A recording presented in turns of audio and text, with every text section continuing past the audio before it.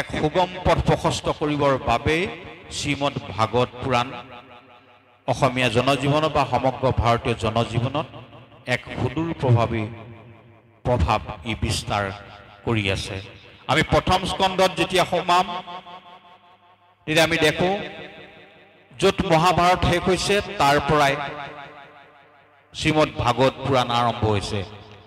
প্ৰথম আমি মংগলাচৰণৰ পিছতেই কুৰুক্ষেত্ৰ যুদ্ধৰ সামৰণিৰ কথাৰে আমি শ্ৰীমদ ভাগৱত পুৰাণত অৱগ্ৰহণ কৰোঁ। যেতিয়া 17খন পুৰাণ ব্যাসদেৱে লিখিলে, ৰচনা কৰাৰ পিছত তেখেতে অদ্বিতীয় মহাকাব্য শ্ৰীমদ মহাভাৰত ৰচনা কৰিলে। মহাভাৰতত দুটা বংশৰ কৰুণ পৰিণতিৰ কথা আছে, অতি দুখ লগা। আৰু এই দুয়োটা বংশই হ'ল ব্যাসদেৱৰ আত্মজ। যিসকল বয়োজ্যেষ্ঠ তেখেতসকলে জানে কেনেকৈ মাতৃৰ আজ্ঞামতে ব্যাসদেৱে আহি বিচিত্ৰ বীৰ্যৰ দুই পত্নীৰ গৰ্ভত সন্তান জন্ম লৈছিল, যাৰ যোগেদি পাণ্ডুৰ জন্ম হৈছিল আৰু ধৃতৰাষ্ট্ৰৰ জন্ম হৈছিল। আৰু ধৃতৰাষ্ট্ৰৰ পাণ্ডুৰ পুতেকসকলে হ'ল কৌৰৱ আৰু পাণ্ডৱ। আৰু এই দুটা বংশৰ মাজত হোৱা কৰুণ পৰিণতিয়ে মহাভাৰতৰ মাজত বৰ্ণিত হৈ আছে। আৰু এই সমগ্ৰ মহাভাৰত ৰচনা কৰাৰ পিছত ব্যাসদেৱৰ মনত এটা উদাস ভাৱ আহিল, যিখন মহাকাব্যৰ যোগেদি মই মোৰ নিজৰ আত্মজ, মোৰ নাতিপুতিসকলক কৰুণ সমাপ্তিৰ এটা পুনৰবাৰ স্মৰণ কৰিলোঁ। আৰু এই স্মৰণে তেওঁৰ অন্তৰত এক বেদনাৰ ঢৌ তুলিবলৈ ধৰিলে। আৰু তেনে এটা অৱস্থাত অশান্ত চিত্ৰে তেখেতে গমন কৰিছে সৌম্যপাছ বুলি তেখেতৰ গংগাৰ পশ্চিম পাৰত থকা আশ্ৰমখন, সৌম্যপাছ ইতি পুক্তাং ঋষিনাং সত্যবৰ্ধনম। এই সৌম্যপাছ আশ্ৰমলৈ তেখেতে গমন কৰিছে। আৰু সৌম্যপাছ আশ্ৰমত গৈ তেখেত সমাধিস্থ হৈছে। সমাধিস্থ হৈ আত্মস্থিত হৃদয়স্থিত ভগৱানৰ সৈতে তেওঁ একাত্ম হৈ পৰৱৰ্তী পথৰ তেখেতে সন্ধান কৰিছে।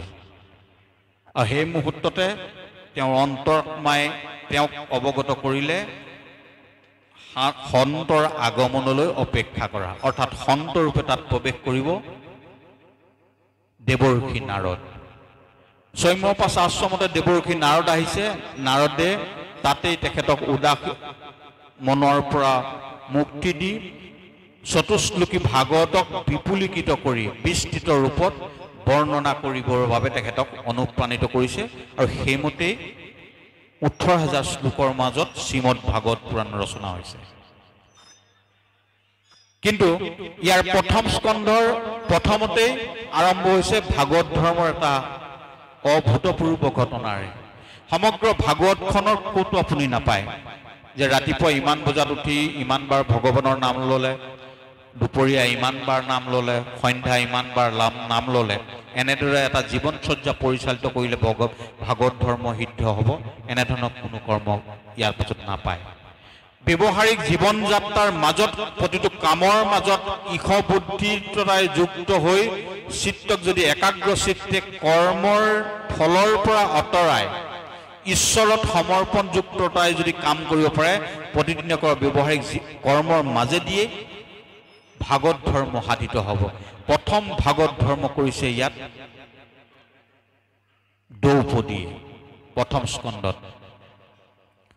ইতিমধ্যে কুৰুক্ষেত্ৰ যুদ্ধৰ সামৰণি হ'ল। মহাপ্ৰভু শ্ৰীকৃষ্ণদেৱ দ্বাৰকাৰ পৰা আহি হস্তিনাপুৰত থকা দীৰ্ঘদিন হ'ল। মহাপ্ৰভু শ্ৰীকৃষ্ণদেৱ দ্বাৰকালৈ প্ৰত্যাগমন কৰিবলৈ উদ্যত হৈছে। যুধিষ্ঠিৰে আহিছে, যুধিষ্ঠিৰৰ ইচ্ছা মহাপ্ৰভু আৰু কিছুদিন হস্তিনাতে থাকক, কিন্তু মহাপ্ৰভুক যাত্ৰা ৰখাবৰ বাবে যুধিষ্ঠিৰৰ ওচৰত ভাষা নাই। আৰু যুধিষ্ঠিৰে মাতৃ কুন্তীক কৰিছে যে পাৰে যদি আপুনি মহাপ্ৰভুক কিছুদিন ৰাখক। এনেদৰে কথা হৈ থাকোঁতেই হ্ৰদৰ পাৰত উৰুভংগ হৈ পৰি থকা দুৰ্যোধনৰ কাষলৈ গৈছে তেওঁৰ প্ৰিয় মিত্ৰ অশ্বত্থামা। অশ্বত্থামাক গৈ কৈছে যে কুৰুক্ষেত্ৰ যুদ্ধত সামান্য এটা সন্দেহত তুমি তোমাৰ তোমাৰ মোৰ মাজত থকা মধুৰ বন্ধুত্বৰ সম্পৰ্কক পৰিহাস কৰি তুমি মোক যুদ্ধৰ পৰা আঁতৰাই ৰাখিলা আৰু যাৰ বাবে আজি তোমাৰ এই পৰিণতি। কিন্তু আজিও মোৰ বন্ধু হিচাপে তুমি পৰম সুখী হিচাপে আজিও মই মোৰ অন্তৰাত্মাৰ পৰা কৈছোঁ যে এই মুহূৰ্তত তুমি এনে এটা কথা কোৱা যিটো কাম কৰিলে তোমাৰ প্ৰীতি সাধন হ'ব আৰু বন্ধু হিচাপে সেই কৰ্ম কৰিবলৈ মই প্ৰস্তুত। দুৰ্মতি দুৰ্যোধনে সেই মুহূৰ্তত কৈছে যে মই মৃত্যুৰ পূৰ্বে যদি পঞ্চপাণ্ডৱ নিহত হোৱাৰ বাতৰিটো পাৰি যাওঁ মই পৰম আনন্দত মৃত্যুক বৰণ কৰিব পাৰোঁ। ভাবিছ কিমান দুৰ্মতি, কিমান সময় দুৰ্যোধন থাকিব পাৰে, জীয়াই থাকিব তাৰ কোনো নিশ্চিত নাই। সেই মুহূৰ্তটো দুৰ্যোধনে কামনা কৰিছে কি মই মৃত্যুৰ পূৰ্বে পাণ্ডৱ নিশেষৰ বাৰ্তা পালেই এই পৃথিৱীত মই সমস্ত পোৱা হ'ব। আৰু সেই মুহূৰ্তত গুৰুপুত্ৰ অশ্বত্থামাই বন্ধুৰ প্ৰীতিৰ বাবে সংকল্প ল'লে পঞ্চপাণ্ডৱক নিশেষ কৰা। পঞ্চপাণ্ডৱকটো সন্মুখ সমৰত নোৱাৰে, গতিকে কেতিয়া কৰিব? ৰাতি শুই থকাৰ অৱস্থাত হত্যা কৰিব লাগিব। ইতিমধ্যে প্ৰভু সেই মুহূৰ্তলৈকে তাত আছেই। প্ৰভুৱে দুৰ্মতি অশ্বত্থামাৰ সকলো মনো কথা গম পায়। সেইদিনাখন পাণ্ডৱ হোৱাৰ ঠাইত পঞ্চপুত্ৰক, পাণ্ডৱৰ পঞ্চপুত্ৰক তাত শয়ন কৰায় এই পঞ্চপাণ্ডৱক নিৰ্বিঘ্নে তাৰ পৰা আঁতৰাই আনিলে। আৰু মধ্যৰাতি অতৰ্কিতে আততায়ী বেশে আহি সেই অশ্বত্থামাই পঞ্চপাণ্ডৱৰ 5টা সন্তানক শিৰচ্ছেদ কৰি লৈ গ'ল। আৰু যেতিয়া দুৰ্যোধনক দেখুৱালে সেই মুহূৰ্তত কিন্তু দুৰ্যোধনে তেওঁক ককৰ্থনা কৰিছে, কৈছে তুমি সৰ্বনাশ কাম কৰিলা বন্ধু। মোৰ শত্ৰুতা আছিলে পঞ্চপাণ্ডৱৰ লগত আৰু এই 5জন সন্তানেই আমাৰ একমাত্ৰ আছিল যি 2টা বংশৰ পৰলৌকিক কাৰ্যখিনি সম্পাদন কৰিব পাৰিলেহেঁতেন। ইয়াৰ পিছত আৰু আমাৰ বংশ নাথাকিব, পিণ্ডাদি কৰ্ম সকলো লুপ্ত হ'ব, আমি পতিত হ'ব লাগিব যে তুমি মহাপাপ কাম কৰিলা। ৰাতিপুৱা যেতিয়া দ্ৰৌপদী দেখিছে মুণ্ডহীন 5 পুত্ৰক, ক্ষত্ৰিয় ৰমণীয়ে তেতিয়া কান্দোনত গছৰ পাত সৰুৱাইছে। সকলো কিং কৰ্তব্য বিমূৰ হৈ পৰিছে। আৰু সেই মুহূৰ্তত ক্ষত্ৰিয় বীৰ যোদ্ধা অৰ্জুন আহি পত্নীক সান্তনা দি কৈছে যে যি এই কৰ্ম কৰিলে তেওঁৰ চিহ্ন মুণ্ড মই তোমাৰ সন্মুখত আনি পেলাই দিম, সেই মুণ্ডৰ ওপৰত তুমি ভৰি থৈ স্নান কৰি তুমি তোমাৰ হৃদয়ৰ সন্তাপ দূৰ কৰিবা। ক্ষত্ৰিয়ৰ প্ৰতিজ্ঞা আৰু এই ৰূপে প্ৰভু শ্ৰীকৃষ্ণদেৱক লৈ অশ্বত্থামাক বিচাৰি গ'ল। অশ্বত্থামাক গৈ গৈ এটা প্ৰান্তত পাই অশ্বত্থামাক বান্ধি ৰথত চুচৰাই আনিছে আৰু চুচৰাই আনি পত্নী দ্ৰৌপদীৰ সন্মুখত পেলাই দিছে আৰু দি কৈছে যে তুমি ইয়াক যি শাস্তি বিধান কৰিবলৈ কোৱা তাকে কৰিম। ভাবিছ 5টা সন্তানৰ মৃত্যুত দগ্ধ এখন হৃদয়, সেই হৃদয়খন কিমান বিশাল হ'লে দ্ৰৌপদী হ'ব পাৰে, মই সেই কথাটো ক'বলৈ বিচাৰিছোঁ। তৎমুহূৰ্ততে দ্ৰৌপদীয়ে যেতিয়াই দেখিলে যে সেয়া দ্ৰোণাচাৰ্যৰ পুতেক, তেওঁক আততায়ী বুলি দেখা নাই। প্ৰথম কৈছে গুৰুবত গুৰুপুত্ৰেষু, গুৰুৰ পুত্ৰকো গুৰু বুলি ভাবিবা। তেওঁ অসৎ বেলেগ কথা, তেওঁ পতিত ব্ৰাহ্মণ বেলেগ কথা, কিন্তু গুৰুবত গুৰুপুত্ৰেষু। অৰ্জুনক ককৰ্থনা কৈছে তুমি ইমান নিকৃষ্ট কাম কৰিব পাৰা যে গুৰুপুত্ৰক তুমি এনেদৰে বান্ধি চুচৰাই আনিব পাৰা। আৰু লগালগ ক্ষমা ভিক্ষা মাগি দ্ৰৌপদীয়ে তেওঁক ৰজুমুক্ত কৰিছে। এয়া প্ৰথম ভাগৱত ধৰ্ম, গুৰুবত গুৰুপুত্ৰেষু। দ্বিতীয়তে ক'লে তেওঁ ব্ৰাহ্মণ, গতিকে সেই ব্ৰাহ্মণক তুমি এনেধৰণে নিৰ্যাতন দিব নোৱাৰা।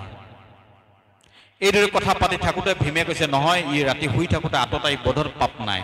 ৰাতি শুই থাকোঁতে অতৰ্কিতে গৃহত অগ্নি সংযোগ কৰা এইবিলাক আততায়ী বুলি কোৱা হয়। আততায়ী বধত কোনো ধৰণৰ পাপ নাই, ইয়াক বধ কৰিব লাগে। আৰু সেই মুহূৰ্তত নকুল সহদেৱে ভীমৰ কথাত হয়ভৰ দিছে আৰু সেই মুহূৰ্তত কাষ চাপি আহি যুধিষ্ঠিৰে মহাপ্ৰভুৰ পৰা সমিধান বিচাৰিছে যে কি কৰা উচিত। জীৱনৰ জটিল ক্ষণত সদায় গুৰু বা জ্যেষ্ঠজনৰ পৰামৰ্শ ল'ব লাগে। আৰু সেইমতেই যুধিষ্ঠিৰে আহি মহাপ্ৰভু শ্ৰীকৃষ্ণদেৱক কৈছে। শ্ৰীকৃষ্ণদেৱে তেতিয়া কৈছে ব্ৰাহ্মণ পতিত হ'লেও অবৈধ, তেওঁ পতিত ব্ৰাহ্মণ, কিন্তু তেওঁক বধ কৰিব নোৱাৰিবা আৰু আততায়ীক তুমি ক্ষমাও কৰিব নোৱাৰিবা। এফালে কৈছে এৰিব নোৱাৰিবা আৰু ইফালে কৈছে ধৰিব নোৱাৰিবা। ব্ৰাহ্মণ পতিত হ'লেও অবৈধ আৰু আততায়ীক তুমি ক্ষমাও কৰিব নোৱাৰা। এই দুটাৰ মাজত থাকি তুমি তেওঁক দণ্ড দিয়া আৰু তেতিয়া তেওঁক মুণ্ডন কৰাই তেওঁৰ শিৰৰ যিটো মণি কাটি তেওঁক দেশান্তৰিত কৰিছে। এজন প্ৰতিষ্ঠিত ব্যক্তিক তেখেতৰ পদৰ পৰা নমাই দিয়াটো তেওঁৰ মৃত্যুৰ তুল্য। এজন প্ৰতিষ্ঠিত ব্যক্তিক তেখেতৰ পদৰ পৰা অপসাৰণ কৰা তেখেতৰ মৃত্যুৰ তুল্য সমান শাস্তি, আৰু এই শাস্তি প্ৰদান কৰি অশ্বত্থামাক তাৰ পৰা বিদায় দিছে। ইয়াৰ পিছতে প্ৰভুৱে যাবলৈ পূৰ্ণ প্ৰস্তুতি চলালে, দ্বাৰকালৈ যাব। আৰু দ্বাৰকালৈ যোৱাৰ সময়ত সেই মুহূৰ্তত এটা ঘটনা ঘটিছে।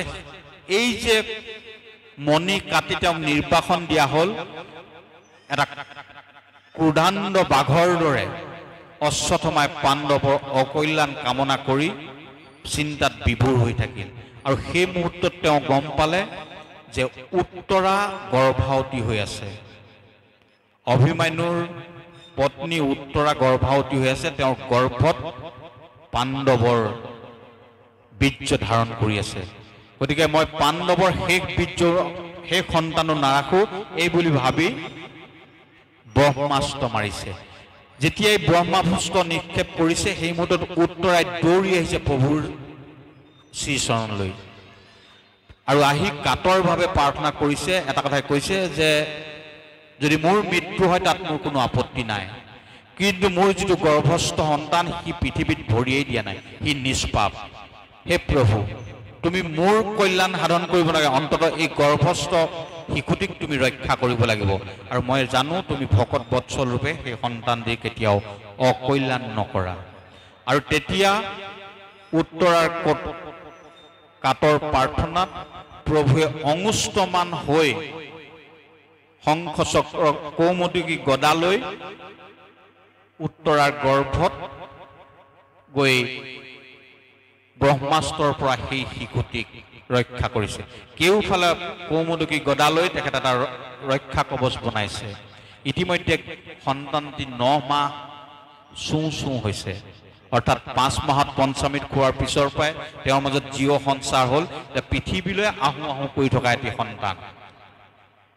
এই সন্তানটো ভাবি চাব, আচৰিত সন্তান, যি গৰ্ভত ভগৱানক দৰ্শন কৰিছে আৰু ভগৱানে তেওঁক গৰ্ভত ৰক্ষা কৱচ সৃষ্টি কৰি তেওঁক ৰক্ষা কৰিছে। আৰু তাৰ পিছতে যেতিয়া গৰ্ভ ৰক্ষা কৰাৰ পিছত প্ৰভুৱে কুন্তীৰ সমন্বিতে সমগ্ৰ পাণ্ডৱ কুলক লৈ 54 দিন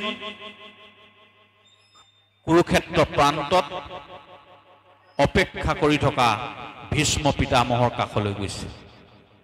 ভাবি চাওক, প্ৰথম ভাগৱত ধৰ্ম কৰিছে দ্ৰৌপদীয়ে, গুৰু আৰু ব্ৰাহ্মণৰ মৰ্যাদা ৰক্ষা কৰি, আনে যিটো আঘাত পায় একে আঘাত ময়ো পাওঁ। মোৰ 5টা পুত্ৰ নাই হয়, কিন্তু মোৰ পঞ্চস্বামী আজিও জীৱিত।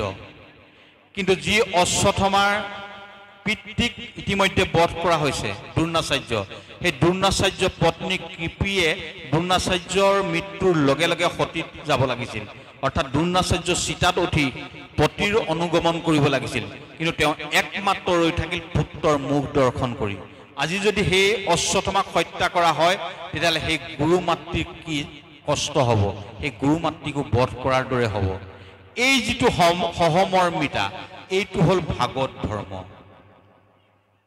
মই যিটো দুখ পাইছোঁ আনে যাতে সেইটো দুখ নাপাওক, এই যিটো ভাৱ, অন্তঃস্থিত ভাৱৰ যিটো জাগৰণ, এইটো হ'ল ভাগৱত ধৰ্ম। এই ভাগৱত ধৰ্ম কৰিছে কুন্তীয়ে। ইয়াৰ পিছতে উত্তৰাই মাতৃধৰ্ম পালন কৰিছে। নিজৰ সৰ্বস্ব শেষ কৰি হ'লেও পুত্ৰক ৰক্ষা কৰাটো মাতৃৰ কৰ্তব্য। মাতৃৰ আচলত কেনেকৈ পুত্ৰ আৰু স্বামীৰ জীৱন নিৰ্বিঘ্নে থাকে তাক পালন কৰিছে কৃষ্ণক কৰা স্তুতিৰ যোগেদি। তাৰ পিছতেই স্তুতি কৰিছে কুন্তীয়ে।